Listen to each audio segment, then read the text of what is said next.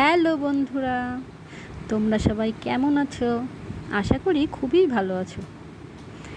না না, আবার ভালো থাকারও তো কথা না, এখন তো সবারই সর্দি কাশি জ্বর হচ্ছে।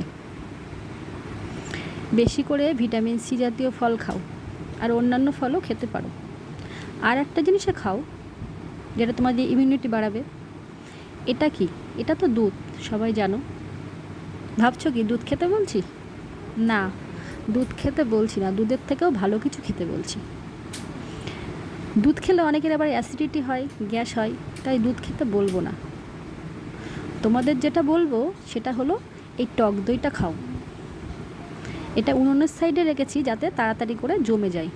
এটা ঘন্টা দুই মতো পাতা। এটা হলো টক দই, খুব ভালো, পেটের জন্য তো খুব ভালো। প্রতিদিন অল্প অল্প করে টক দই খাও, যেটা তোমাদের ইমিউনিটি বাড়াবে, পাশাপাশি পেটেরও উপকারে আসবে, তোমাদের পেটও খুব ভালো রাখবে। এটা তোমরা বাড়িতে ট্রাই করতে পারো, দেখো কতটা ভালো দইটা হয়েছে। তোমাদের আর একদিন দেখাবো কী করে দইটা পাততে হয়।